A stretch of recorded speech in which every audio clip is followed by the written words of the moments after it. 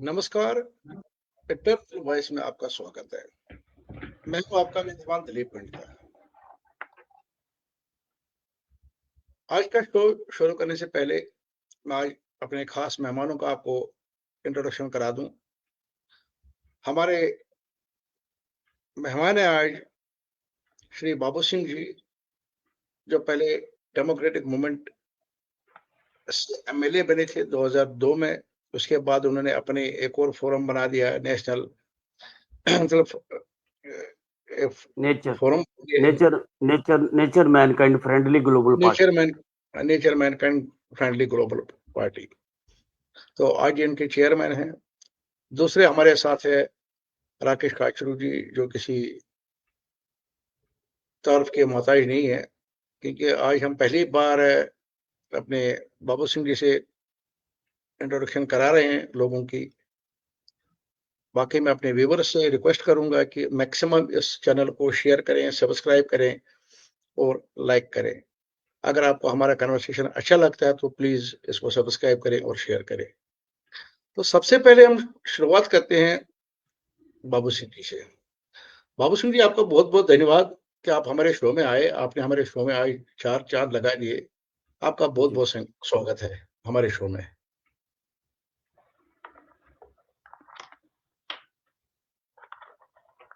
जी जी मैं भी दिलीप भाई, मैं आपका और राकेश काचरू साहब का खास करके, क्योंकि राकेश काचरू जी मेरे भाई समान मित्र हैं, बहुत प्यारे मित्र हैं। मेरी इनके साथ बड़ी अच्छी इक्वेशन है और आज उन्होंने एक भाई और मुझे समझो कि मिला दिया दिलीप जी के रूप में। बहुत तो बहुत मैं धन्यवाद, आप बहुत तो बहुत धन्यवाद। आपका आप बड़कपन है सर। आपका दोनों का शुक्रिया करता हूँ कि और आपके प्लेटफॉर्म का भी शुक्रिया अदा करता हूँ और पूरे वर्ल्ड कम्युनिटी को अपील करता हूँ कि आपके व्यूअर्स बने, आपके चैनल को सब्सक्राइब करें। और दिलीप जी, थैंक मेरी यू सर। ब्लेसिंग आपके साथ, मेरी ब्लेसिंग थैंक आपके यू सर। साथ है कि आप थैंक यू सर। बस आप लोगों की ब्लेसिंग्स मिलती रहे, वही हमारे लिए काफी है सर। आप लोगों का हम्म, प्यार, आप लोगों का दुलार वही हमें मिलता रहे, उसी के लिए हम निकले हैं सर। आप सब राकेश जी, लोग आपको भी जो है ना। स्वागत है। राकेश जी, आपको भी स्वागत है हमारे चैनल में। आप तो हमारे रेगुलर पार्टिसिपेंट है। ठीक है, तो आपका हम तहे दिल से स्वागत करते हैं। तो दिलीप प्रोग्राम की दिलीप शुरुआत करते दिलीप प्रोग्राम की दिलीप शुरुआत दिलीप हम करते हैं बाबू सिंह जी से। बाबू सिंह जी, आप 2002 में आपने इलेक्शन लड़ा था। आप एमएलए हम्म, बन गए थे। आप उसके बाद मिनिस्टर भी बन गए थे, फाइनेंस मिनिस्टर भी थे आप। आपने बहुत सारे पोर्टफोलियो संभाले थे। ठीक है, टू द पॉइंट बात करते हैं आज। जब आप गवर्नमेंट में थे, जब आप सरकार में थे, जब आप कैबिनेट मंत्री थे, उस टाइम आपको क्या लग रहा था कि कश्मीरी पंडितों का फ्यूचर, जो कश्मीरी पंडितों की जड़ों पे चोट पहुंचाई गई है, उस कश्मीरी पंडित के लिए क्या गवर्नमेंट के पिटारे में कुछ था उस टाइम, या सिर्फ ये घड़ियाली आंसू थे? देखिए सर, मैं जब 2002 में कठुआ कॉन्स्टिट्यूंसी से एमएलए बना, तो उस पीरियड में इलेक्शन अनाउंस होने से पहले दिल्ली के लाल किले से उस वक्त प्रधानमंत्री थे श्री अटल बिहारी वाजपेयी जी। हम्म, अटल बिहारी वाजपेयी जी ने लाल किले से ये अनाउंस किया कि ये जो नेक्स्ट जम्मू कश्मीर में 10th असेंबली का इलेक्शन होगा और हम्म, जो 10th असेंबली में चुन के रुकन आएंगे असेंबली में, जम्मू हम्म, कश्मीर के मसले पर और जम्मू कश्मीर के फ्यूचर पर हम उनसे बात करके कोशिश करेंगे कि जम्मू कश्मीर का वंस फॉर ऑल कोई एक बेटर फ्यूचर डिटरमिन हो। तो मैंने उनकी इस पैगाम का, इस अनाउंसमेंट का बड़ा सीरियसली लिया और मैंने बिल्कुल। उसी वक्त डिसाइड किया और मैंने एक अपने कैडर की कॉन्फ्रेंस बुलाई कि 10th असेंबली बड़ी इंपॉर्टेंट है, क्योंकि प्राइम मिनिस्टर ने एक प्रॉमिस किया है कि इसमें जम्मू हम्म, कश्मीर के फ्यूचर पर इलेक्टेड रिप्रेजेंटेटिव से बात। तो हम्म, तय हो गया कि हम असेंबली इलेक्शन में पार्टिसिपेट करें और जम्मू कश्मीर के फ्यूचर पर और जम्मू कश्मीर का जो मसला है, जिसमें हमारे जो कश्मीरी पंडित बिरादरी है, जो उस पीरियड में 89 88 90s के पीरियड में एक बहुत बड़ी त्रासदी का शिकार हुई, एक कश्मीरी एथनिसिटी से का बहुत बड़ा, मैं समझता हूँ, एक फ्रैक्चर्ड था। एक फ्रैक्चर था। बहुत बड़ा कश्मीरी कल्चर पर एक बड़ा, मैं समझता हूँ कि एक अननेचुरल हमला था। आप लोग की जड़ें, आपके रूट्स 5000 साल पुराने हैं।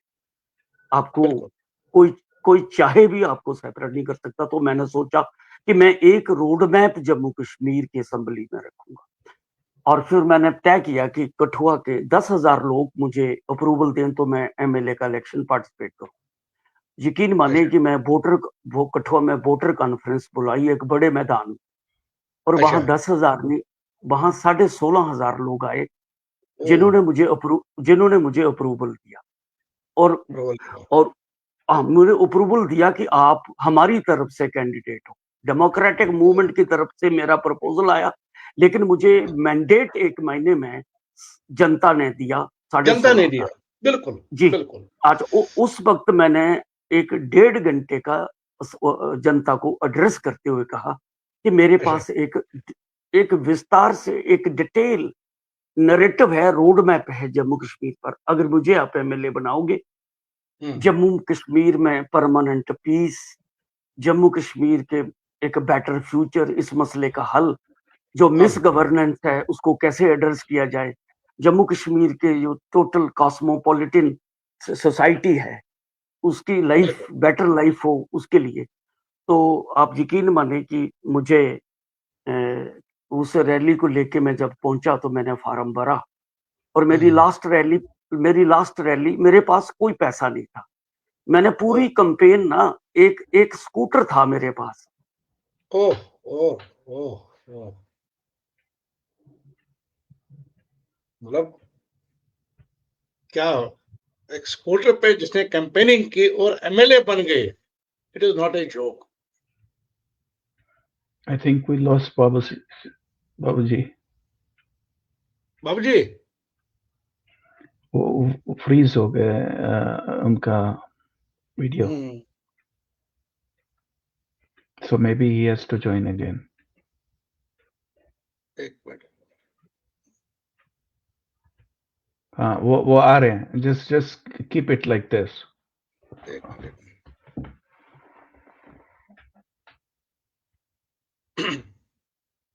इनको कोई कॉल आई होगी। Maybe that is what happened. But Dilip भाई वो हैं अभी। हाँ बाबूजी सॉरी। सर, तो मैं गुजारिश कर रहा हूँ कि मैंने पूरा ये इनके जनता के सपोर्ट से वो इलेक्शन जीत लिया और असेंबली में पहुंच गया। आप यकीन माने कि मुझे पहले साल ही असेंबली से गोल्ड मेडल मिला, और मुझे 5 मिनट मिले थे। और मैं फिर सीएम, जब मैं बोल रहा था तो स्पीकर ने जब घंटी बजाई तो मुख्यमंत्री ने कहा मेरा टाइम भी इसको दे दो, मैं इसको सुनना चाहता हूँ। तो मैंने पौने 2 घंटे का उसमें पूरा जम्मू कश्मीर पर एक रोड मैप रखा है, उसका रिकॉर्ड है असेंबली में। तो जी सर, तो मेरी गुजारिश है कि उसमें जम्मू कश्मीर के मसले के 1947 की कम्युनल पार्टीशन से लेकर, जम्मू कश्मीर की पार्टीशन से लेकर, ट्राइबल हमले से लेकर, जम्मू कश्मीर के एक्सेशन से लेकर, कॉन्स्टिट्यूएंट असेंबली से लेकर, जम्मू कश्मीर के स्पेशल स्टेटस से लेकर, और फिर 1988 में जो 86 में इलेक्शनों की चोरी हुई, और उसके बाद रिएक्शन हुआ, और फिर मिलिटेंसी स्टार्ट हो गई, और मिलिटेंसी के बाद जो आप लोगों पर बीता, और बाकी लोगों पर, आप लोगों पर तो बीता, आप पर तो ये बीता कि आपको तो अपना सब कुछ छोड़ के कश्मीर वादी से सब कुछ छोड़ के अपने इमोशंस, वो धरती जिसको आप प्यार करते थे। देखिए, मैं पिछले 50 वर्षों से जम्मू कश्मीर की धरती से और कश्मीर की धरती से जुड़ा हूँ। मेरे कॉमन फ्रेंड रहे हैं, मुस्लिम भी, कश्मीरी भी। जैसे वो होते थे हमारे डॉक्टर भूषण लाल कौल, वो अनंतनाग में रहते थे। वो हाँ बहुत पॉजिटिव, मैं जब भी कश्मीर जाता था उनके घर रहता था। उनके भाई हैं बालजी कौल, वो आज भी हमसे बहुत प्यार करते हैं। फिर चमनलाल कांटू थे, ऐसे ही बहुत मित्र, चमनलाल कांटू। और फिर दूसरी तरफ से मेरे पीआरओ रहे जीएम खान। हम सब में आपस में कभी ये फील ही नहीं होता था कि कोई हम अलग हैं। और हमें इतनी फीलिंग होती है ना, जब से आप लोग वहां से कश्मीर वादी से उजड़ के जम्मू आए, दिल्ली गए, बॉम्बे गए, मसलन वहां बेंगलुरु चले गए, मुंबई चले गए, ओवरसीज में चले गए। लेकिन मैं पर्सनली यकीन मानो दिलीप भाई, मुझे बड़ी पेन होती है, मुझे बहुत पेन होती है। और मुझे इस बात का, और मैंने बड़े पावरफुल तरीके से असेंबली में बात रखी थी। मेरा ये विश्वास था कि जम्मू कश्मीर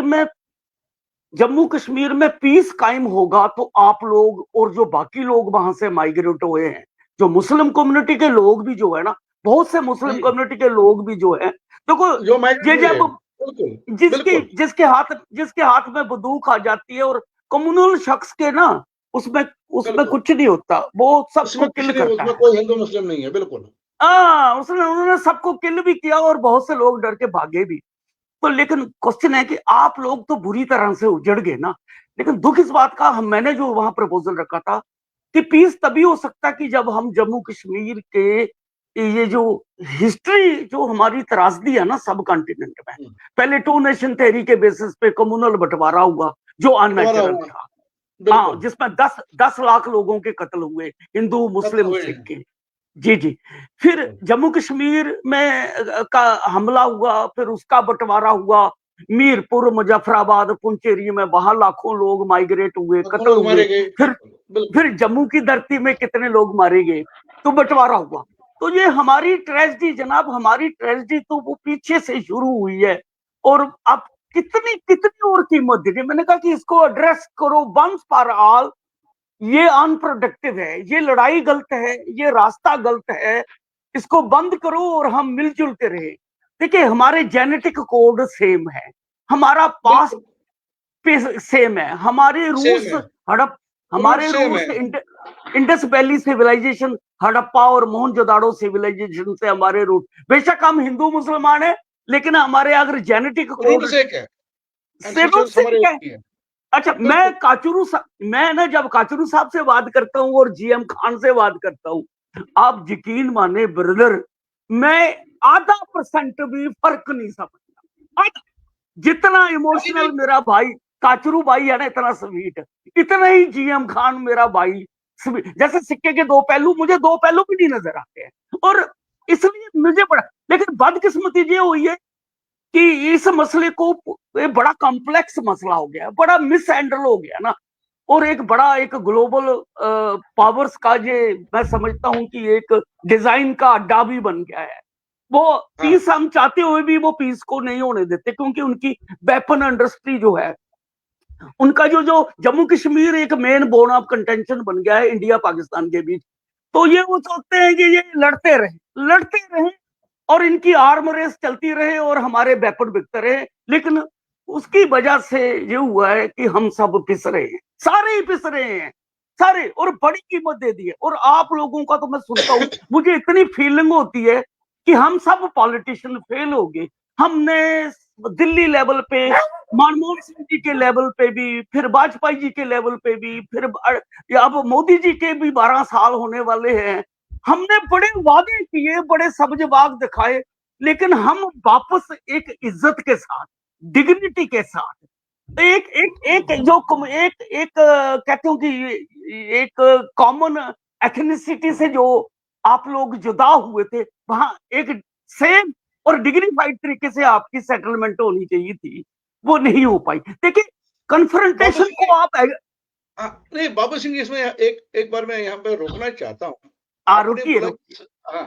आपने बोला कि सभी ने वादे किए, जितने भी गवर्नमेंट्स आई है सभी ने वादे किए, लेकिन किसी भी गवर्नमेंट के पास इरादा नहीं था। वादा तभी पूरा होता है जब इरादा हो। अगर हाँ आपका जी इरादा है उस वादा को पूरा करने के लिए, तभी वो वादा पूरा होता है।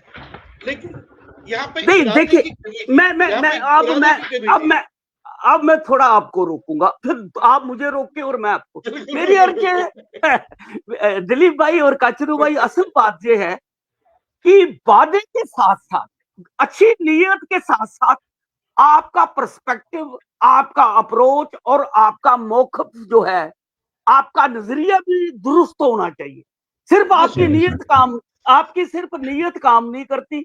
अगर आपका नीयत ये है कि हम ये जो 4-5 लाख बरादरी हमारी अपनी धरती से उजड़ गई है, अपने प्यारों से, अपने रूट से, अपनी वो इतनी यादें हैं, इमोशन से जुदा हो गए, उनको वापस लाना है, ये नीयत है। लेकिन ये नीयत काफी नहीं है। लेकिन अप्रोच आप कन्फ्रंटेशन की अडॉप्ट करते हो, अप्रोच आप मिस हैंडलिंग की करते हो, और अप्रोच आप सिर्फ टूल बनाते हो अपने इलेक्टोरल स्ट्रेटेजी की, तो वो नीयत डिफीट हो जाती है। नीयत के साथ साथ एक कंक्रीट अप्रोच होनी चाहिए, और अप्रोच यही है कि पॉजिटिव स्टेप लिए जाएं, कॉन्फिडेंस बिल्डिंग मेजर लिए जाएं।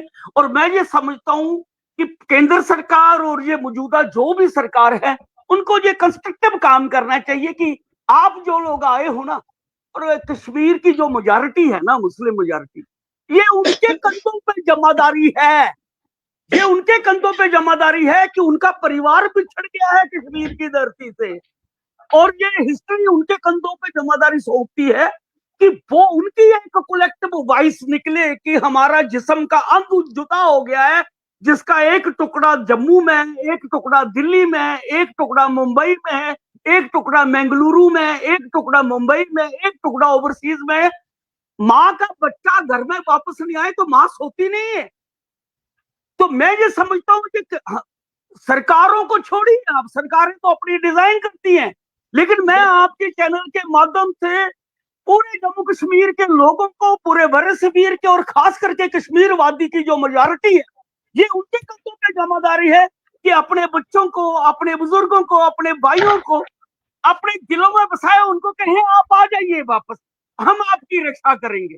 उनकी एक पावरफुल वॉइस होनी चाहिए, और ये बात होनी चाहिए भाई हमें पॉलिटिक्स का टूल मत बनाइए, हमें अपने घर जाना है और उसके लिए एक कंडूसिव एटमॉस्फेयर बिल्ड करिए, पॉजिटिव एटमॉस्फेयर बिल्ड करिए। ये मैं कहना चाहता हूँ। बाबूजी यहाँ पे एक क्वेश्चन यहाँ पे ये खड़ा होता है ना, यहाँ पे एक बहुत बड़ा सवाल खड़ा होता है कि देखिए, आपने बोला कि मैं कश्मीर के लोगों से अपील करना चाहता हूँ, ठीक है। जहां तक मैंने इस्लाम पढ़ा है, जहां पे मैंने कुरान पढ़ा है, ठीक है, वहां पे ये लिखा है, कुरान में ये लिखा है, कुरान में हदीस है ये, कि अगर आपका पड़ोसी शाम को भूखा रहेगा, आपका फर्ज जाहिर होता है कि आप उसको खाना खिलाओगे, वो भूखे नहीं रहना चाहिए। लेकिन वहां पे ये डिफाइन नहीं हुआ है कि वो पड़ोसी हिंदू है या मुस्लिम है या सिख है या क्रिश्चियन है, लेकिन वहां पे नाम दिया पड़ोसी। पड़ोसी मैंने ह्यूमैनिटी, ठीक है। तो मैं आज आपके माध्यम से, आपने बहुत बड़ा सवाल उठाया, आपने बहुत बड़ा मतलब बहुत बड़ी अपील की, मैं आपके माध्यम से आज उन स्कॉलर्स को भी अपील करना चाहता हूँ जो अपने आप को इस्लामिक स्कॉलर मानते हैं, जो अपने आप को इस्लाम का बड़ा ठेकेदार मानते हैं, कि अगर आपकी इस्लाम में ये लिखा है कि आपका पड़ोसी अगर शाम को भूखा सो गया तो आप इस्लाम के काबिल नहीं है। जब मैं उनका पड़ोसी था, मैं उनका भाई था, मैं उनका लक्ष्य जिगर था, मैं उनका बेटा था, मैं उनका भाई था, ठीक है, वो हमारी बहनें थी, वो हमारे भाई थे। क्या वजह रही, कौन सा इस्लाम था वो, ये उन्होंने उस पड़ोसी को निकाला जो पड़ोसी उनके साथ 24 घंटा शाना बशाना चलता रहता था, उनके दुख में सुख में कभी भी हम एक दूसरे के काम आते थे।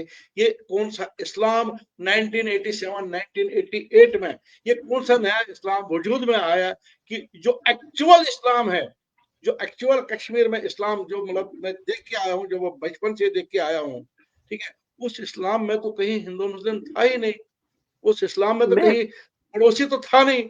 लेकिन मैं आपके जो आपने बात कही, मैं ये कहना, मैं दिलीप भाई और काचरू भाई, मैं बड़े अदब के साथ आपको गुजारिश करूं, इस्लाम में तो ये भी लिखा है कि एक इंसान का कत्ल हो तो वो पूरी इंसानियत का कत्ल है। इंसानियत का कत्ल है।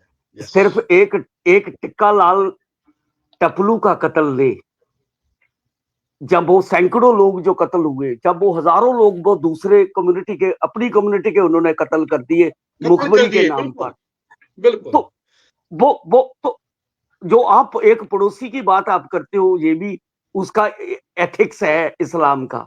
और दूसरा एथिक्स ये है कि एक जिनके इस्लाम ये कहता है कि वायलेंस, तो इस्लाम वायलेंस को या एक कत्ल को बुरा मानता है। भाई मेरी बात सुन ले, ये जो 1988 से लेकर अब तक जो जम्मू कश्मीर की धरती पे हुआ, ये इस्लाम नहीं है, ये ब्रूटल, रुथलेस और अगली कम्युनलिज्म है, and designed bye military state, garrison state, और हमारी साइड से भी एक 47 से जो इंडो पाक कोल्ड वार, हॉट वार, और जो टू नेशन थ्योरी, जो कम्युनल थ्योरी का माइंड सेट है, वो माइंड सेट ऑपरेट करता है दोनों साइडों से।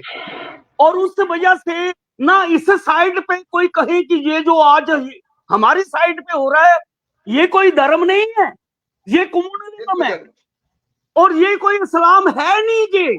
ये इस्लाम के लवादे में बार्बरस पॉलिटिकल डिजाइन है, जिसके पीछे मिलिट्री स्टेट है, जिसके पीछे बड़ी ग्लोबल बिग पावर्स है, और ये दोनों साइडों से। इसलिए ये, माफ करना सर, ये इस्लाम है नहीं, ये कम्युनलिज्म है।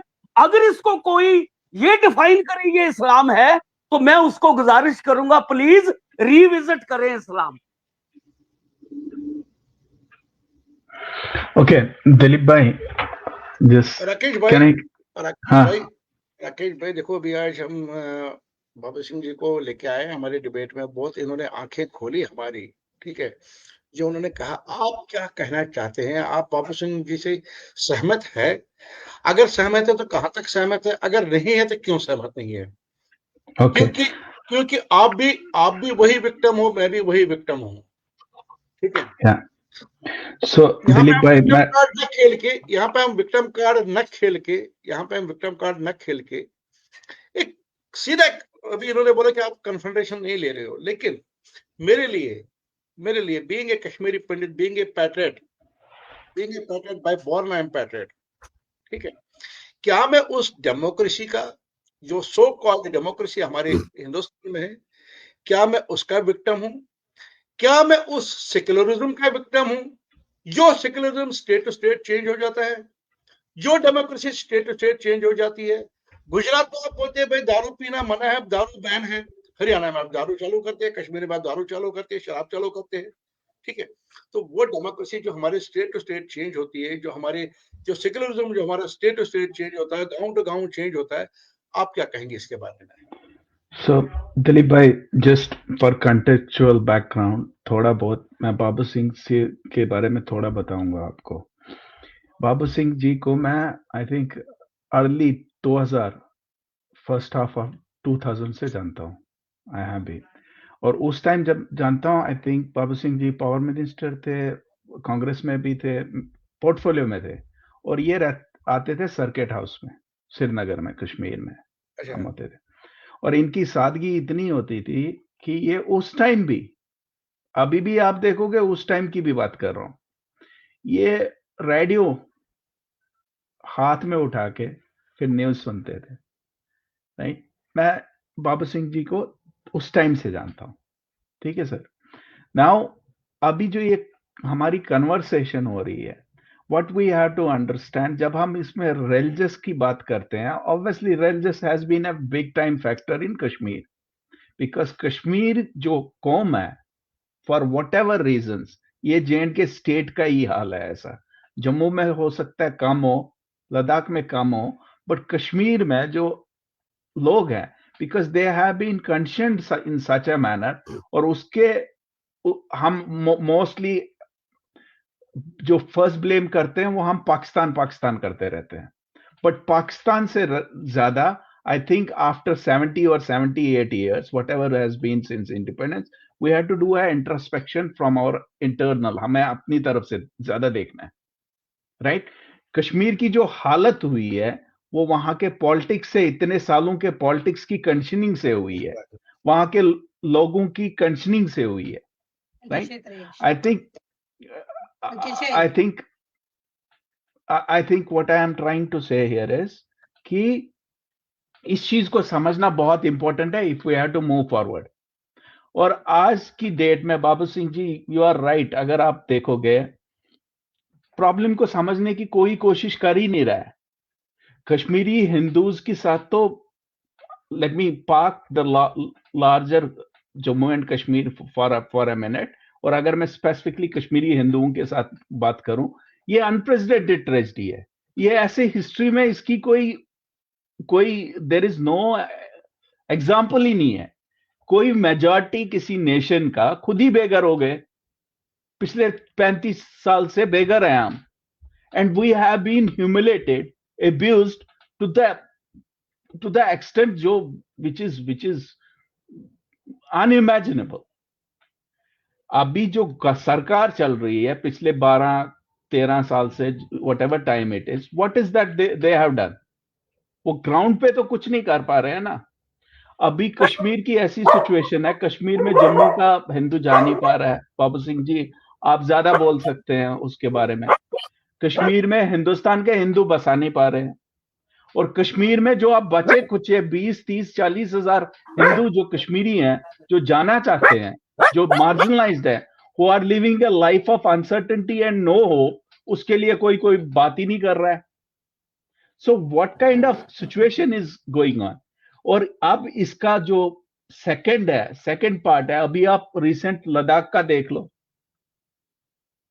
बाबू सिंह जी, मैं आपसे I just wanted to understand आपका पर्सपेक्टिव लद्दाख के बारे में क्या है।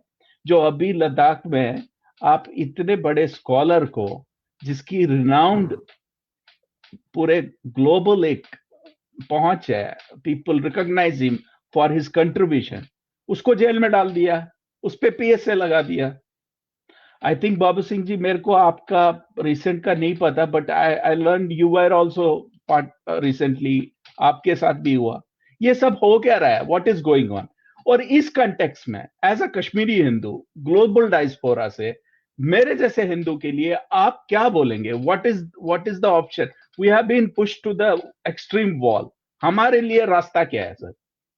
क्योंकि मैं एक और चीज ऐड कर रहा हूं सर, जो आप गजनवी, गाजी, आप पिछले सैकड़ों सालों से जो नहीं कर पाए, वो आज की हिंदुस्तान की गवर्नमेंट है हमारे साथ कर गई, and it is irrespective of which political party is.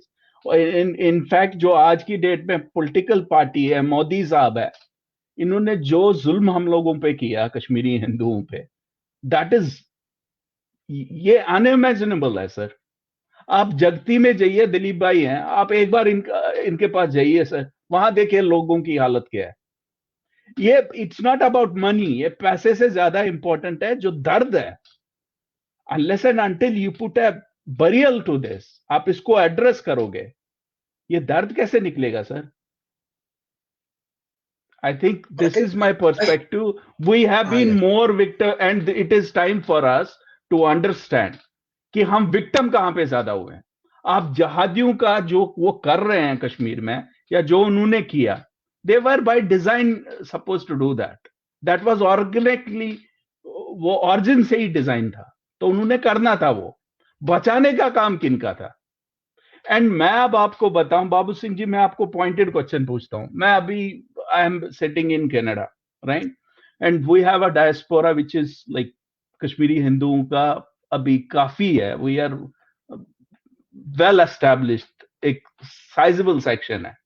हमें क्या करना चाहिए इस सिचुएशन में? Because we feel very hurt. जब हम अपने लोगों का ऐसी हालत देखते हैं तो हमारा खून खोलता है सर, हम सो नहीं पाते हैं। It hurts us. बाबू सिंह जी, आप थोड़ा गाइड कीजिए, आपका एक्सपीरियंस। बाबू सिंह जी को मैं एक क्वेश्चन और ऐड करना चाहता हूँ राकेश, आपके एक क्वेश्चन और, मतलब बाबू सिंह जी, कश्मीरी पंडितों से ज्यादा हमारे हिंदुस्तान में अफगानिस्तान के लोग रहते हैं। कश्मीरी पंडितों से ज्यादा हिंदुस्तान में बांग्लादेशी लोग रहते हैं। कश्मीरी पंडितों से ज्यादा हिंदुस्तान में श्रीलंका के लोग रहते हैं। जब आप उनको सेटल कर सकते हैं तो कश्मीरी पंडित को क्यों नहीं? The person who is by born patriot, क्या हिंदुस्तानी होना मेरा अभिशाप है कि मेरे को फॉर ग्रांटेड लिया जा रहा है कि भाई ये हिंदुस्तानी है, ये कहीं नहीं जाएगा, ये हमारे खूंटे में बंधा हुआ है? वो सहन शक्ति में कब तक अंदर में बर्दाश्त करूं कि मैं हिंदुस्तानी हूं और हिंदुस्तान मेरे लिए कुछ नहीं कर रहा है? And Babu Singh ji, just to add on this, ये पर्सपेक्टिव हम जब कश्मीरी हिंदुओं की बात कर रहे हैं, in fact it's not only Kashmiri Hindu, मेरे कठुआ में काफी रिलेशन है, आपके डोडा, किश्तवाड़, इनफैक्ट रजौरी, पुंछ साइड में मैं रहा हूं, मैं केरन में रहा हूं, राइट सर? तो वहां के जो हिंदू थे, उन्होंने जो सैक्रिफाइसेस किए हैं, दैट इज अनप्रेसिडेंटेड। जो उन्होंने, आपने खुद ही थोड़ा हिस्ट्री भी बता दी कि हमारा कंट्रीब्यूशन कितना है, बट ये कैसा टाइप का बिहेवियर है सर? आज आप लद्दाख के साथ भी यही कर रहे हो। ठीक जी। अब दिलीप भाई, सर सर सर सर मैं फिर अपना रिएक्शन दूं। बिल्कुल सर, या प्लीज बिल्कुल सर। हाँ, सबसे पहले तो दिलीप भाई और काचरू भाई, बेसिकली अगर हिस्टोरिकल बैकग्राउंड में हम अपनी अपनी ट्रेजेडी को समझे, basically entire Jammu Kashmir state एक ट्रेजेडी है, एक बहुत बड़ा सब कॉन्टिनेंट का, मैं समझता हूं कि एक बहुत बड़ा पॉलिटिकल बहरान है, पॉलिटिकल क्राइसिस है। ये जो हमारी, मैं आपको कश्मीरी पंडित मानता नहीं, मैं तो अपनी जान मानता हूँ, अपना खून मानता हूँ आपको। मैं आप पंडित नहीं हो, आप एक सुपर इंटेलिजेंट एथनिसिटी का पार्ट हो। हिस्ट्री में आप लोग हमारी रियासत के इंटेलेक्चुअल बिरसा हो। सब लोग आपके बुजुर्गों से ना गाइडेंस लेते थे, यहां तक के लेटर लिखना होता था ना, लेटर, वो लेटर, उन दिनों लेटर होते थे ना, पत्थर लिखे जाते थे, वो पत्थर भी जनाब, वो पत्थर भी आपके बुजुर्ग लिखते थे।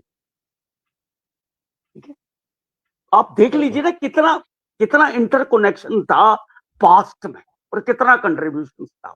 नंबर 1 जी। एक तो मैं पहले गुजारिश करूं, 1947 में जो कम्युनल बंटवारा हुआ, मेरी नजर में वो 190 साल फ्रीडम मूवमेंट चली और उसमें 2 टास्क थे कि एक ब्रिटिश एम्पायर को यहां से रिप्लेस करना और दूसरा एक मल्टी एथनिक और प्लूरलिस्टिक इंडिया को एक यूनिफाइड, एक stable, strong, United India build करना। यूनाइटेड इंडिया मैं तो इस 2 फोल्ड ऑब्जेक्टिव में एक ऑब्जेक्टिव तो अचीव हुआ कि अंग्रेज जाता जाता हमें पावर तो ट्रांसफर कर गया, लेकिन 2 टुकड़े करके चला, और उसमें हमारी लीडरशिप की भी कमियां थी, जिस वजह से ब्रिटिश एम्पायर कामयाब हो गया और उसने इतनी बड़ी ट्रेजेडी है कि जिसमें 10 लाख लोग कत्ल हुए, 40 लाख जख्मी हुए, 2.5 करोड़ लोग रिफ्यूजी बने। जब उस पीरियड में क्राइसिस पैदा हो गया, जो एक ब्रिटिश इंडिया था और एक फ्यूडल इंडिया था, 565 रजवाड़ों के पॉलिटिकल फ्यूचर का क्वेश्चन था। 565 में से 564 फ्यूडल रजवाड़ों का फ्यूचर कोई ना कोई डिटरमिन हो गया। ये जो हमारा लास्ट डोगरा रूलर थे महाराजा हरि सिंह की, 15 अगस्त से पहले उन्होंने डिसाइड करना था जम्मू कश्मीर का।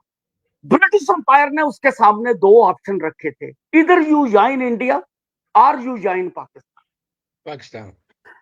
लेकिन महाराजा हरि सिंह जब जम्मू कश्मीर की ग्राउंड रियलिटी देखते थे तो उनको समझ नहीं आता था कि मैं कहां जाऊं, और वो डिसाइड नहीं कर पाए। और फाइनली उन्होंने इंडिया और पाकिस्तान को टेलीग्राम भेजा कि मैं कोई डिसाइड नहीं कर पा रहा हूं, न मेरे साथ पाकिस्तान भी लगता है, इंडिया भी लगता है, और मेरी जो स्टेट है ये कॉस्मोपॉलिटन स्टेट है, इसलिए मुझे वक्त दो, मैं स्टैंड स्टिल चाहता हूं। पाकिस्तान ने स्टैंड स्टिल मान लिया, इंडिया ने उसको अंडर कंसिडरेशन में रख दिया। तो इन द मीन वाइल हमारी स्टेट में दिल्ली से भी बड़े डेलीगेशन आए, महात्मा गांधी जी का भी विजिट हुआ, शेख अब्दुल्ला साहब की जो मादरे मेहरबान थी मैडम, उनके कहने पे, और यहाँ पर लॉर्ड माउंटबेटन भी आए। लॉर्ड माउंटबेटन ने कोशिश की कि वो हरि सिंह को मोटिवेट करे, लेकिन हरि सिंह जी ने अपना प्राइम मिनिस्टर आरसी काक को भेज दिया। और लॉर्ड माउंटबेटन को ये बात अच्छी नहीं लगी कि महाराजा मैं इतना बड़ा वाइसराय रहा हूं इंडिया का लास्ट, और अब मैं गवर्नर जनरल हूं और हरि सिंह मुझे मिलने तक नहीं आया। मतलब ही वाज प्रोवोक्ड। और एक डिजाइन हुआ जिसमें उस वक्त प्राइम मिनिस्टर एटली थे और उसने बकायदा उसका नॉड भी दिया। तो ये जम्मू कश्मीर में ट्राइबल जिसको हमला बोलते हैं कि पाकिस्तान ने किया, जो मैंने रिसर्च की और जो अभी जो आर्काइव से जो डॉक्यूमेंट डीक्लासिफाइड हुए है उसको मैंने रिसर्च करते हुए पाया कि ये जो हमारी रियासत में जो हमला हुआ था, ये पाकिस्तान की आर्मी को यूज किया गया, जो उस वक्त भी ब्रिटिश एम्पायर के अंडर थी, जनरल ग्रेसी वगैरह। और ये जो मोहम्मद अली जिन्ना था वो गवर्नर जनरल था, उसको भी साइडलाइन करते हुए होगा, उसको पता। तो वो एक हमला हुआ। तो उस हमले में हमारी स्टेट जो है, उस हमले के बाद फिर हरि सिंह मजबूर होकर, उन्होंने हरि सिंह ने कहा इंडिया को कि मुझे मिलिट्री मदद करो। इंडिया ने शर्त रख दी बीपी मेनन भेज के, पहले आप एक्सेशन करो। महाराजा हरि सिंह ने एक कंडीशनल एक्सेशन किया डिफेंस फॉरेन अफेयर्स और कम्युनिकेशन के बेसिस पे, और फिर उसके बाद इंडियन आर्मी आई, एक ब्रीफ वार हुई, और फाइनली महाराजा हरि सिंह को बाईपास करते हुए हमारे पहले प्रधानमंत्री जम्मू कश्मीर के केस को लेकर सिक्योरिटी काउंसिल, यूएनओ की सिक्योरिटी काउंसिल में ले, और हमें वहां फंसा दिया। और फिर सिक्योरिटी काउंसिल ने रेजोल्यूशन 38 के तहत सीज फायर कर दिया, और हमने फटोफट, पाकिस्तान ने भी हमने सीज फायर मान लिया। हमारी स्टेट की ट्रेजेडी वहां स्टार्ट हो गई कि उस सीज फायर के बेसिस पे सीज फायर लाइन खींची गई, जिसको आज एलओसी कहते हैं। तो स्टेट के दो टुकड़े हो गए, और तब से लेकर आज तक यूएनओ के मिलिट्री ऑब्जर्वर इधर भी बैठे हैं, उधर भी बैठे हैं, उधर भी बैठे हैं, और बीच में लकीर है, और हम इतनी बुरी तरह से डार्क टनल में फंसे हुए हैं। कितने यानी कि यहाँ पर ताशकंद डिक्लेरेशन हुई, शिमला अकॉर्ड हुआ, फिर और शिमला अकॉर्ड में एक बार डॉक्टर करण सिंह ने कहा था कि इंदिरा गांधी जी के सारे एडवाइजर कश्मीरी पंडित थे। और उस शिमला अकॉर्ड के बाद लाहौर डिक्लेरेशन हुई, जब वो वाजपेयी साहब बस में बैठ के लाहौर गए और उन्होंने बकायदा लाहौर डिक्लेरेशन पे साइन किया। और उसी पीरियड में कारगिल पे इंट्रूजन हो गया, कारगिल वार हो गया, कारगिल वार। तो जितने इंडिया पाकिस्तान के जो बायलैटरल समझौते हुए वो भी कारगर सिद्ध हुए, जितने इंटरनल समझौते हुए, मान ले 52 में दिल्ली एग्रीमेंट हुआ नेहरू और शेख अब्दुल्ला के दरमियान, राइट। फिर 75 में एग्रीमेंट हुआ शेख अब्दुल्ला और इंदिरा जी के दरमियान, फिर राजीव गांधी और फारूक।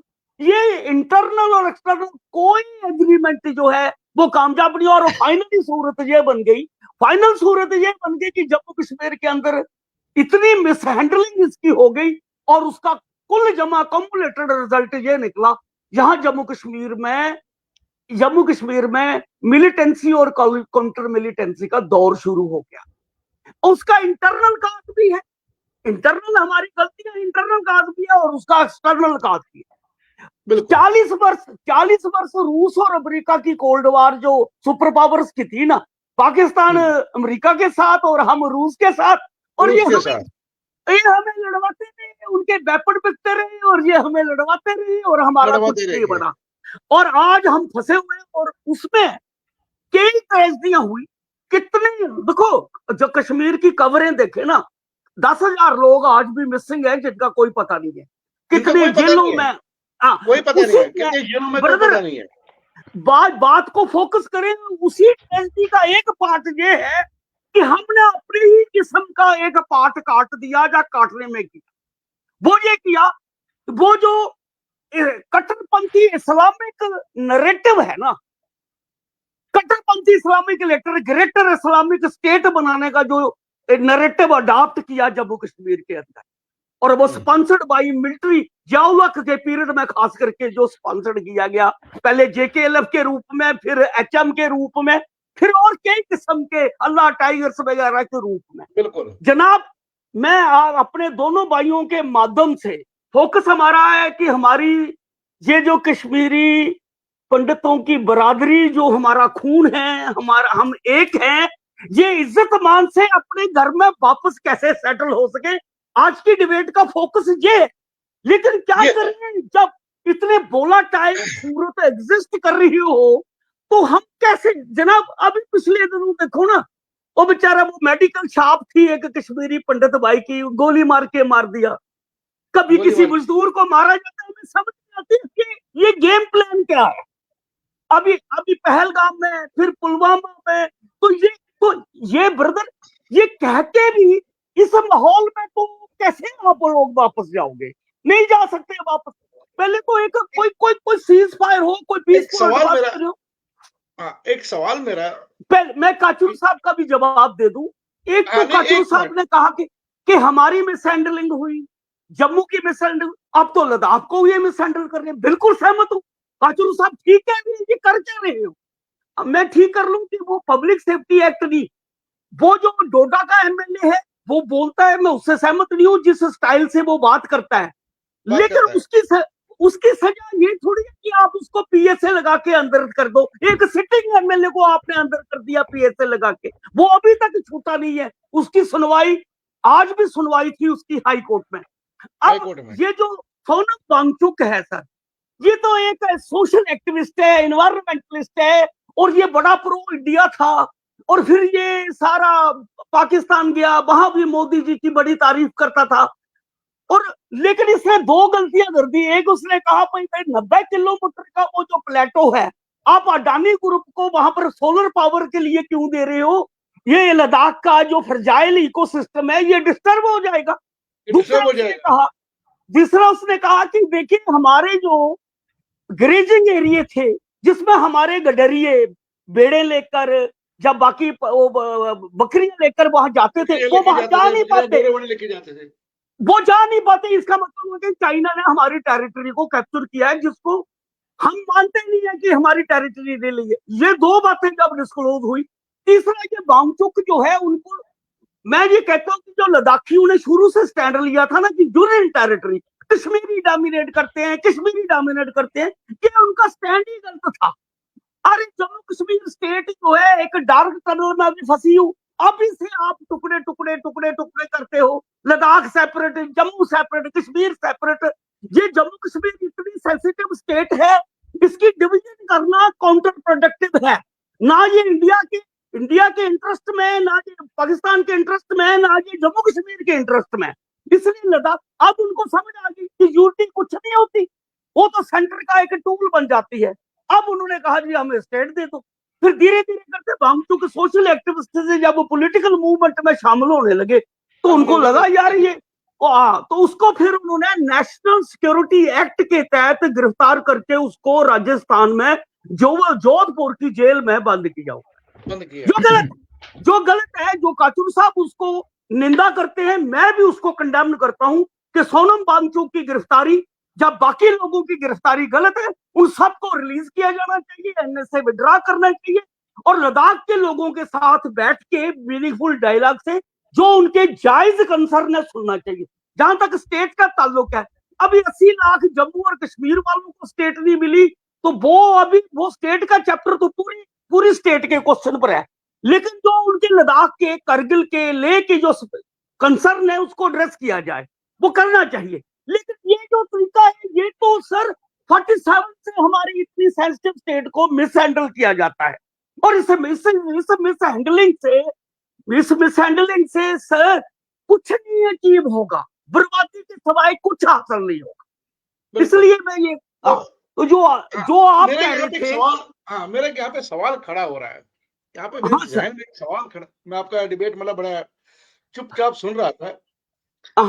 आपने बोला जम्मू कश्मीर, आप जम्मू एंड कश्मीर का नाम नहीं लिया, आपने अपने इसमें एंड का नाम नहीं लिया। ये जो एंड आ गया है जम्मू कश्मीर में, जम्मू एंड कश्मीर आ गया, ये एंड कब इसमें घुस गया था? तो क्या ये एंड ही वो लड़ाई है? क्या ये ए, एंड ही ए, वो चीज है जिसने हमको कश्मीर से बाहर निकाला? मैं क्या ये ये गुजारिश करूं, प्री प्लान डिवाइडेशन था, या क्या ये प्री प्लान डिवाइडेशन था कि जम्मू एंड कश्मीर, जब स्टेट एक था नहीं जम्मू कश्मीर? दिलीप जी, हाँ, यस। दिलीप जी आप बहुत इंटेलिजेंट हो और काचरू भाई भी सुपर इंटेलिजेंट हैं।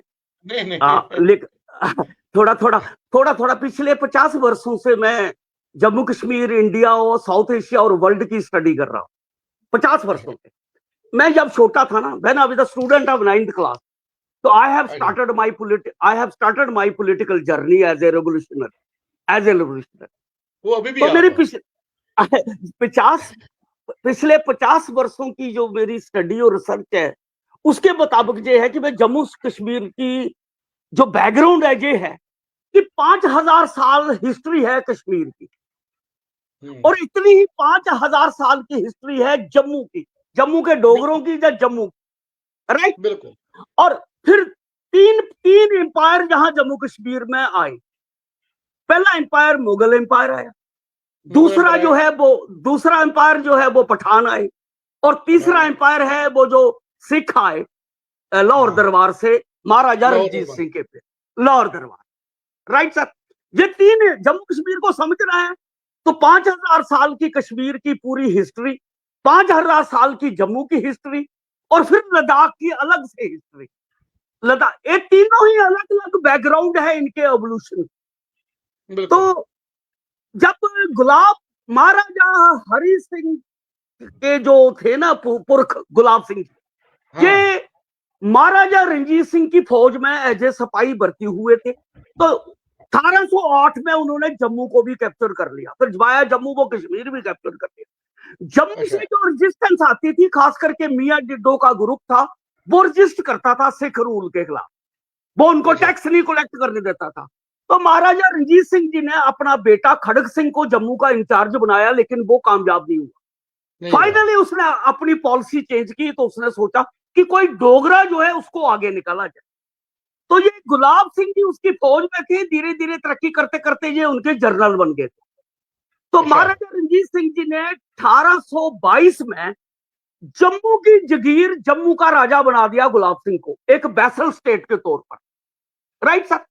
जम्मू कश्मीर का विघन हुआ है 1822 में जम्मू का। फिर गुलाब सिंह ने अपनी जम्मू की रियासत को, छोटे छोटे 22 रजवाड़े थे, तलवार की नोक से उनको अपने अंदर जोड़ा। फिर ये उनका जनरल था जोरावर सिंह, ये लड़ता लड़ता ये फौज ले गया, डोगरा फौज, कारगिल में। फिर इन्हें द्रास कैप्चर किया कारगिल के। फिर लद्दाख में लास्ट उनका जो किंग था शिपाल नामग्याल, उसको डिफीट किया, तो उन्होंने लद्दाख को भी कैप्चर कर लिया। लद्दाख जो है उसके रूट से है तिब्बत के साथ।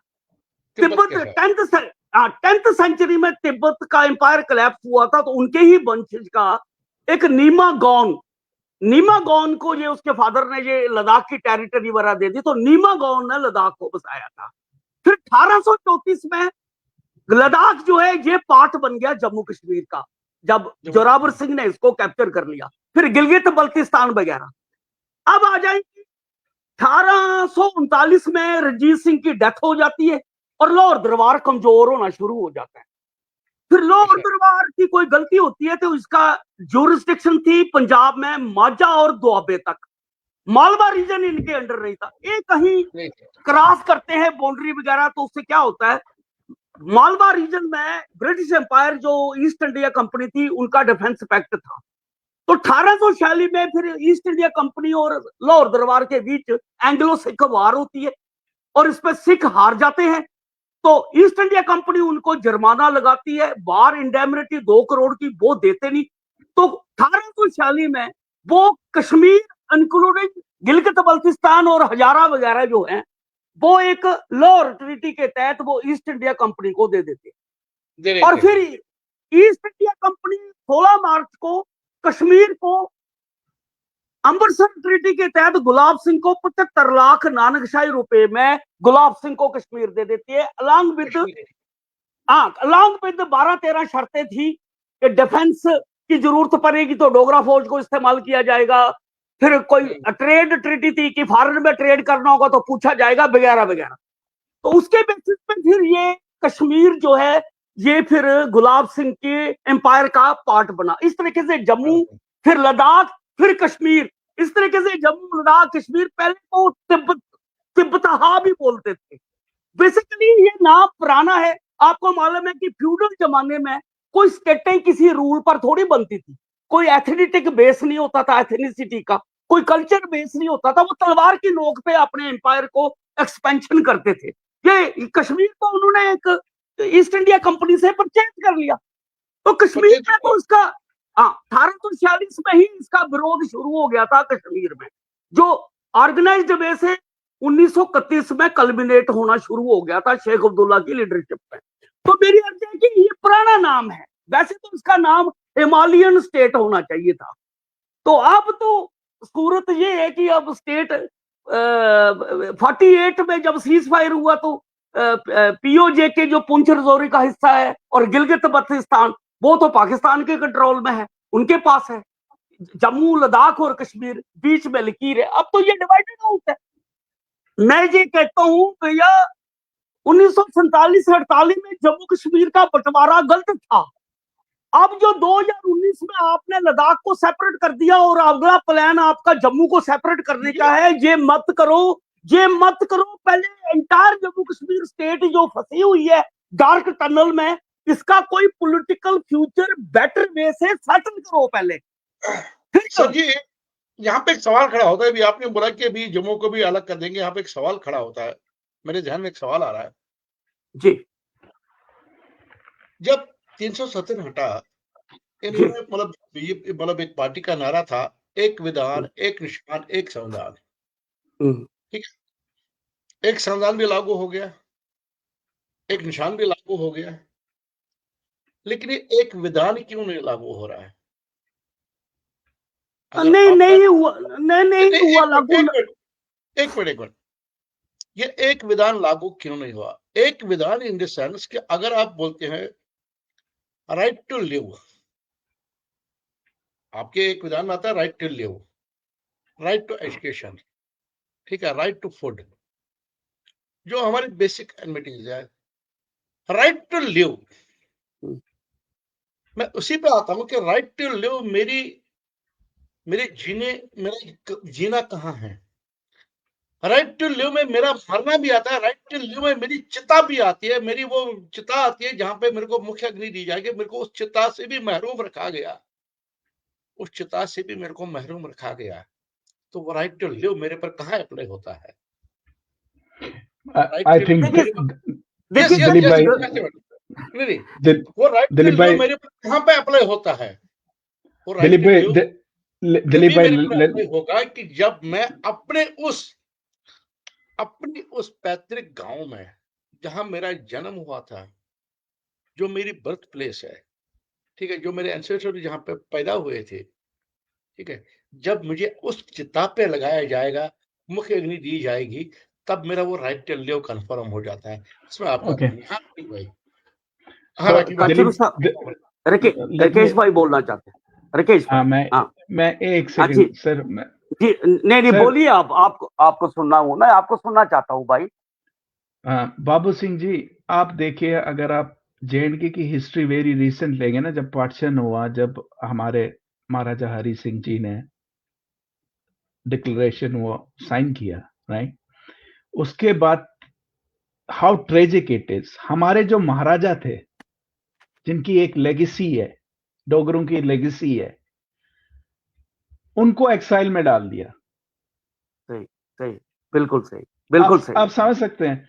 आई थिंक हमारे को as a nationalist Jammu and Kashmir state की तरफ से, एज वहां का एक बास्कीन की वजह, from that perspective, I think we have to, हमें सोचना पड़ेगा सर कि हमें ट्रीट कैसे किया गया है।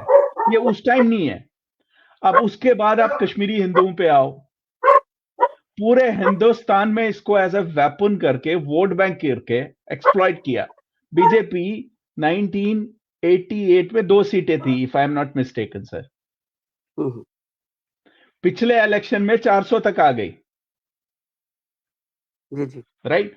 अगर आज मैं कश्मीर के जो हार्डलाइनर हैं उनके पर्सपेक्टिव से उनका नैरेटिव सुनूं तो वो बोल रहे हैं 1 लाख लोग मर गए। That is the casualties they are claiming, या पाकिस्तान क्लेम कर रहे हैं कि 1 लाख लोग मार दिए।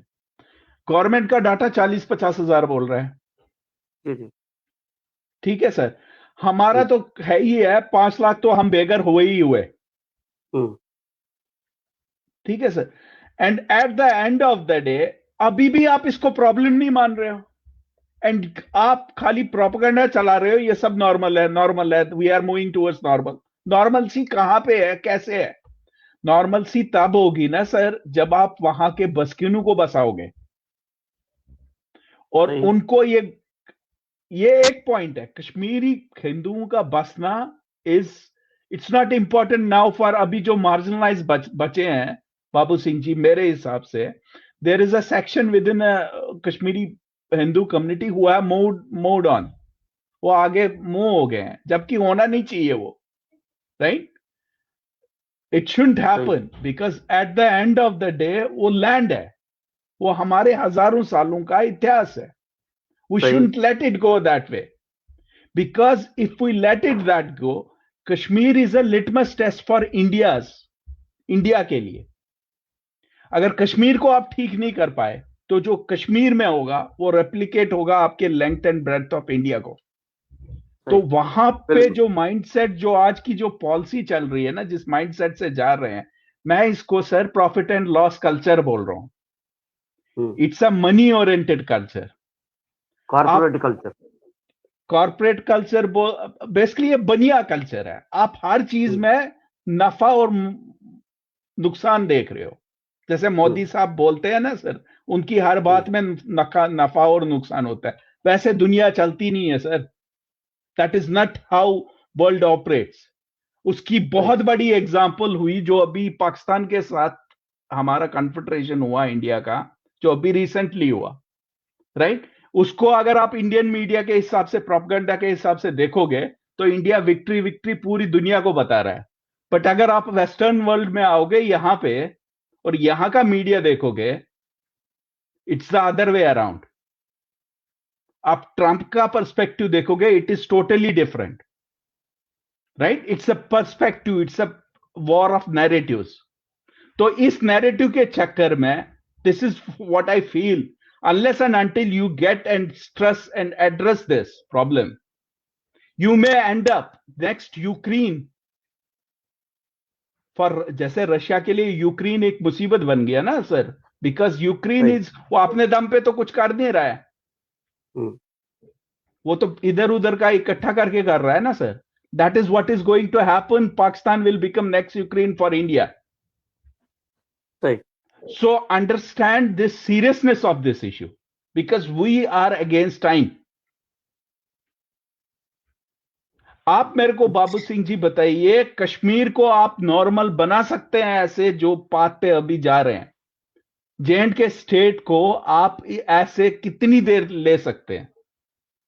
टेररिज्म पे कंट्रोल आ गया ma'am, let us give credit to the government, they did lot of things. 10 में से मानो उन्होंने 7-8 चीजें ठीक की, ग्राउंड पे ठीक की। बट देन मेरे पर्सपेक्टिव जो है, जिस हिसाब से मैं पॉलिटिक्स कश्मीर का अपनी उम्र में समझता हूं, I think they are only changing the faces. जो एक्चुअल में जो है ना वो चेंज नहीं हो रहा है, and that can happen when you have rule of law which is not being used as a weapon to marginalise, और आपके अपने एडवर्सरीज पे आप उनके लाठी चला लो, उससे नहीं होगा। आप समझ रहे हो what I am trying to? Justice दो, जो लोग जस्टिस के लिए तरस रहे हैं उनको जस्टिस दो, विक्टिम्स को जस्टिस दो, इरेस्पेक्टिव ऑफ विक्टिम कौन है। मैं आपको इसकी एक एग्जांपल देता हूं, लेट मी एक्सप्लेन इट आपको सर। अगर हुर्रियत का 2019 तक, 2018-19 तक देवर, उनका जो ट्रीटमेंट था वो वही था जो 2014 से पहले था, राइट। एक सिंपल सी एग्जांपल देता हूं, हमारे डीजी साहब थे, वेद साहब, जो कोटवा से ही हैं। जब उन पे हमला हुआ, ही हैड टू, उनके जो जो इंजरी हुई थी, he had to manage his expenses on his own initially. उनको कोई डीआईजी रैंक के बंदे उनकी, I think he has spoken about that in on few forums, right sir? And उसी पीरियड के आसपास व्हेन यू हैड लीडर्स जो हुर्रियत के थे, उनको बाई प्लेन लेते थे, उनको वो फैसिलिटीज देते थे। इसी में आप बाबू सिंह जी, आप उनके बहुत करीब थे, मैं बहुत करीब था, अपने एडवोकेट बाबर साहब।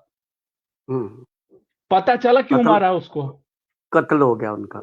मैं उन दिनों उनके घर ही था मैं। आप सोचिए बाबू सिंह जी कि वो बंदे को, and he requested for security, जबकि उस पर अटैक हुआ था, और उसको सिक्योरिटी नहीं दी गई, नहीं दी ना।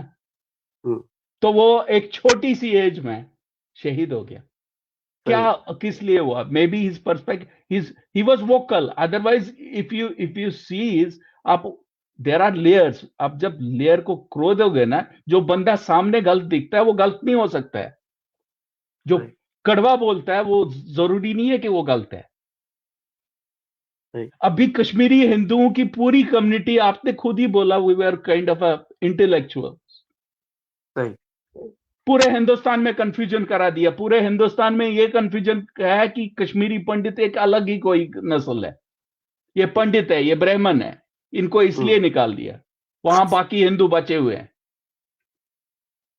ये अलग अलग पर्सपेक्टिव। हमारी कम्युनिटी में 4-5 बंदे या 8-10 बंदे, टोटल गिन के 10-15 होंगे, जिनको कुत्ते की हड्डी डाल देते हैं, and they have made hostage of the whole community. उन्होंने पूरी कम्युनिटी का होस्टेज बना दिया। मैं बाबू सिंह जी, जैसे अभी आपको बताऊं, मेरे जो मार्जिनलाइज्ड है हमारे में से, वो बेशक 30-40 हजार लोग होंगे मुश्किल से। यहां पे मैं कनाडा में हूं आज की डेट में, राइट सर? यूरोप, कनाडा देख लो, यूएस देख लो, आप पिछले 5 साल का ही देख लो सर, जस्ट पिछले 3-4 साल का देखो।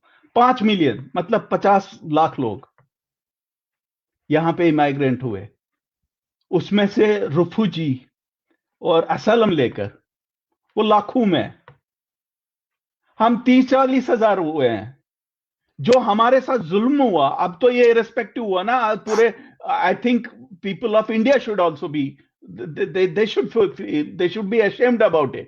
यहां जो ग्लोबल डायस्पोरा में इतने बड़े बड़े पोस्टों पे, बड़ी बड़ी कंपनीज में, people should ask them a question, what happened in Kashmir?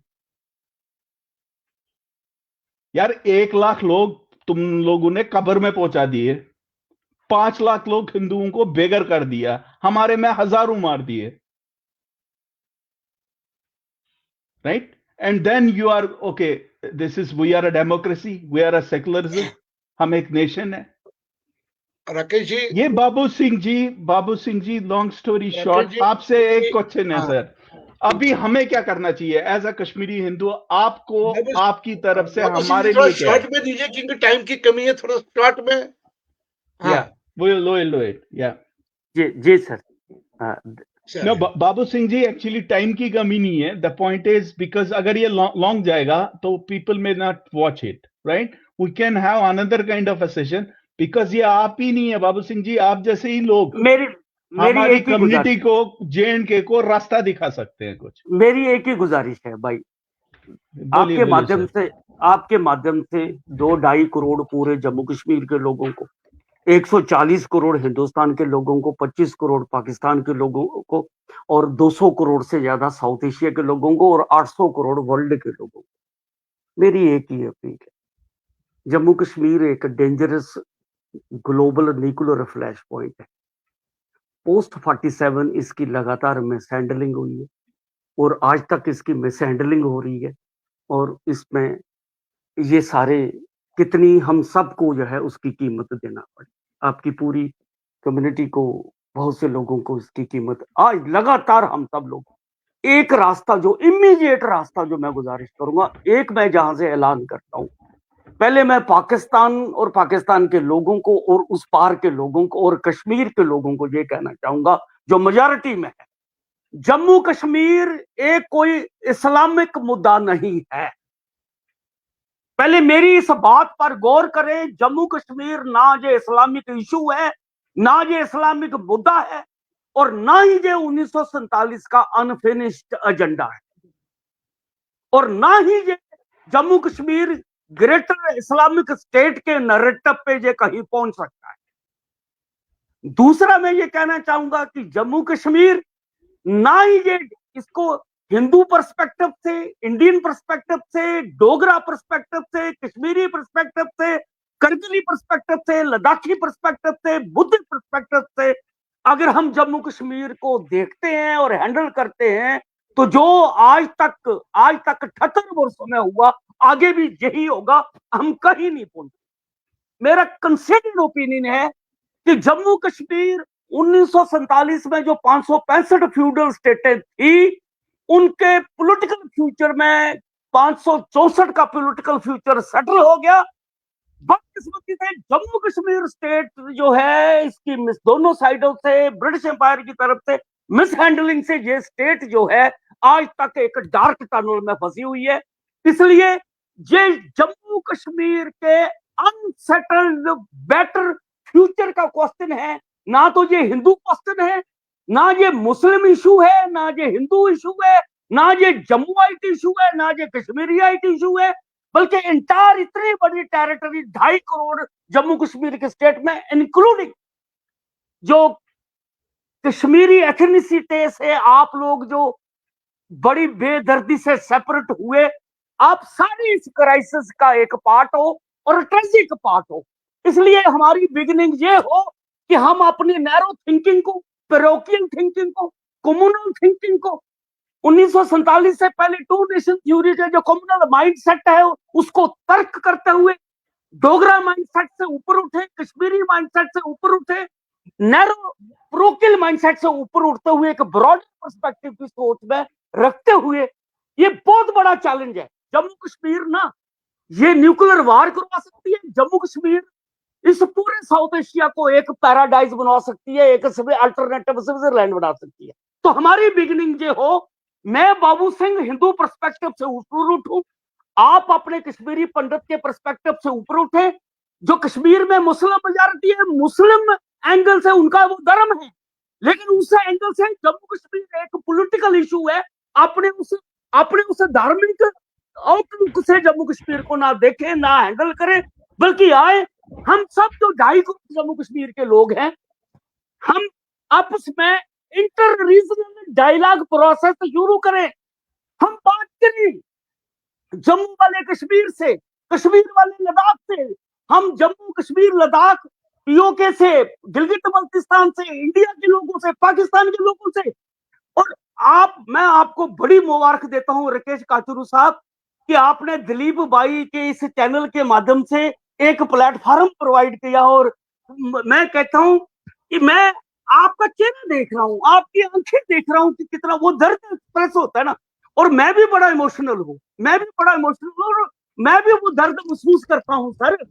एक बार ना जर्मन से मेरा रिफत बानी ने इंटरव्यू लिया था, तो मैंने उस वक्त कहा था मुझे इतना दुख होता है कि मतलब हमारे जिस्म का हिस्सा अलग हो गया है। ये अब हमने सोचना है कि उनको कैसे सेफ्टी से, डिग्निफाइड तरीके से, और जिनको लगे कि सेंस ऑफ बिलोंगिंग की किसी सूरत में भी उनके अंदर डर ना हो, कोई डिस्क्रिमिनेशन ना हो, कोई किसी मेजॉरिटी की डोमिनेशन ना हो, वो कोई एक माहौल बिल्ड करने की जरूरत है। और मैंने उस वक्त भी अपील करी थी कि ये हमारे कंधों पे, जम्मू के डोगरों के कंधों पे और कश्मीर के जो मुस्लिम मेजॉरिटी है उनके कंधों पे ये जिम्मेदारी है कि आप जो हमसे बिछड़े हैं, हमारी कमजोरी से आप लोग गए हैं। इसमें पॉलिटिकल डिजाइन हुए, लेकिन उस वक्त चाहिए था कि पूरी मुस्लिम मेजॉरिटी खड़ी हो जाती कि ये जो टिक्कालाल टप्पू का कत्ल हुआ है, ये हमारे इस्लाम का कत्ल हुआ है। लेकिन उस वक्त मुझे लगता है कि जो मिलिटेंट स्टेट का डिजाइन था, उसमें कश्मीरी मुसलमान भी जर्नली डरे हुए थे। कुछ लोग इमोशनल थे, पता नहीं क्या हो जाएगा, लेकिन कई डरे हुए थे। लेकिन मैं कहता हूं कि आज उठिए, आज बात करिए। हमें सिर्फ गवर्नमेंट पर डिपेंड नहीं रहना है। आप वापस आ सकते हो अपने घरों में, अपने वहां पर, अपनी धरती पर, अपने हजारों साल की हिस्ट्री से दोबारा वापस आ सकते हो।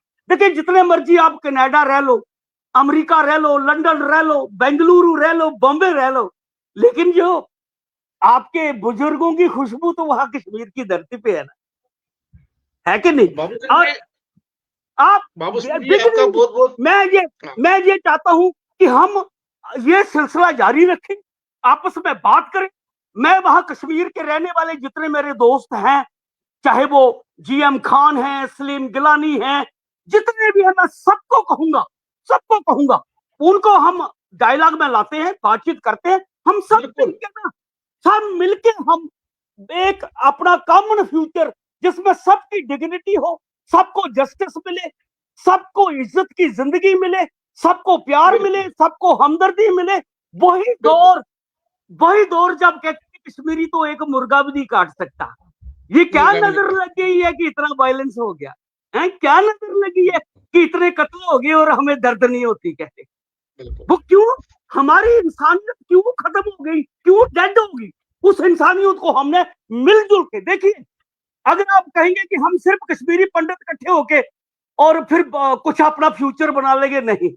अगर नहीं बनेगा। कश्मीर वालों ने कश्मीर सेंट्रिक और मुस्लिम सेंट्रिक सोच अपना के अपना बेड़ा गर्क कर दिया, जम्मू वालों ने भी अपना नैरो जम्मूवाइट सोच बना के अपना नुकसान कर दिया। अब हमने उससे एक्सपीरियंस से सीखते हुए हम सबको मिलके जम्मू कश्मीर स्टेट का एक बेटर फ्यूचर जो है आगे बढ़ाना है, और इस सब कॉन्टिनेंट में पीस के लिए जम्मू कश्मीर का एक परमानेंट सोल्यूशन निकले। इंडिया पाकिस्तान का जो गैर जरूरी अनप्रोटेक्टिव जो 47 से कन्फ्रंटेशन है, हार्ड वार है, कोल्ड वार है, और ये टकराव है जिसको बड़ी ताकतें यूज करती हैं, मुझे लगता है कि जम्मू कश्मीर के लोगों के कंधों पर हिस्ट्री ने जमादारी लगाई है। जो हिस्ट्री में ब्लंडर हुए उनको ब्रिज करने की जिम्मेदारी अब हमारे कंधों पे है, लेकिन हमें बाबू सिंह जी, जो ये जिम्मेवारी मैं आप पे छोड़ता हूँ। जी ये मैं जिम्मेवारी आप पे छोड़ता हूँ कि हम आगे भी जितने भी हमारे कश्मीर के बुद्धिजीवी है, जितने हाँ भी हमारे जम्मू के बुद्धिजीवी है, ठीक है, जी उनको हम हाँ प्लेटफॉर्म पे लाए, डिस्कशन करें कि आगे की जो कश्मीर, जम्मू कश्मीर हमें बचाना है, जम्मू कश्मीर की जो भाईचारा वो बचाना है, उस पे हम आगे भी काम करते रहेंगे। राकेश जी, हम आगे भी इस पे डिबेट करते रहेंगे। अभी दिलीप भाई जी, मैं सबको ना, आपने मुझे नंबर दिया है, मैं सबको आपका नंबर दूंगा और उनके नंबर आपको दूंगा, राकेश भाई को दूंगा, आप सबको ऑन बोर्ड ले लीजिए। बिल्कुल सबको ऑन बोर्ड लेके ये लेकिन हम आगे आपने कैसे बढ़ेंगे? आपने कश्मीरी पंडित के अलावा एक ग्रेट इंसान बन के हम सबको यूनाइट करना है। आज आपने देखना, first of all we are humans, we are जी जी ह्यूमनिज, ठीक है। मजहब बिल्कुल तो उसके बिल्कुल, बाद आया, पहले तो इंसान आया, नहीं नहीं, पहले तो इंसान हमारा आया। मसला ही, हमारा मसला मजहब का है ही नहीं। ये जो मजहब है का है सारा नहीं, ये मजहब की लड़ाई नहीं है।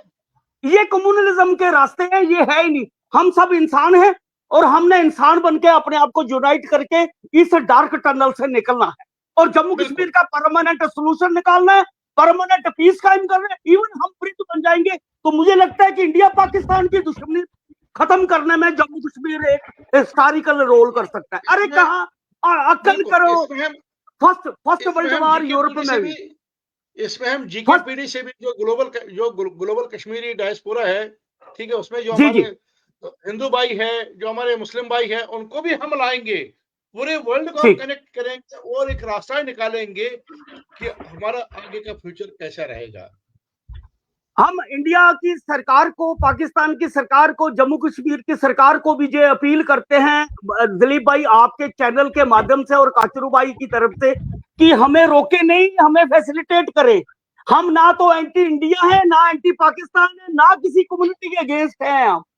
हम पीस चाहते हैं, इसलिए हमें फैसिलिटेट करें, हमें रोके नहीं, हमें अपना दुश्मन मत समझे। हम एंटी नेशनल नहीं है, बल्कि हम यहाँ पर वापस वो जो पैराडाइज है उसको वापस लाना चाहते हैं, वापस लाए। बिल्कुल बिल्कुल जी जी। तो आप लोगों का बहुत बहुत धन्यवाद। बाबू सिंह जी बहुत बहुत धन्यवाद आपका। राकेश जी बहुत बहुत धन्यवाद आपका। Thank you. अपने व्यूअर से भी एक बार और रिक्वेस्ट करना चाहता हूं कि मैक्सिमम से मैक्सिमम इस चैनल को सब्सक्राइब करें और शेयर करें, ताकि जो हमारा कन्वर्सेशन है आम लोगों तक पहुंच जाए।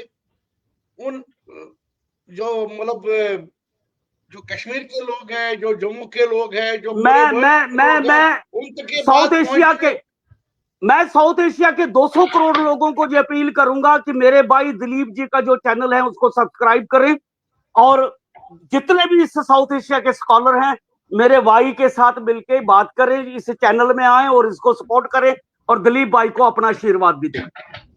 थैंक यू, बहुत बहुत धन्यवाद, बहुत बहुत धन्यवाद, बहुत बहुत धन्यवाद आपका, बहुत बहुत धन्यवाद sir. Thank you Rikesh thank you भाई। सर, थैंक यू बाबू आपकी सिंह। दोनों की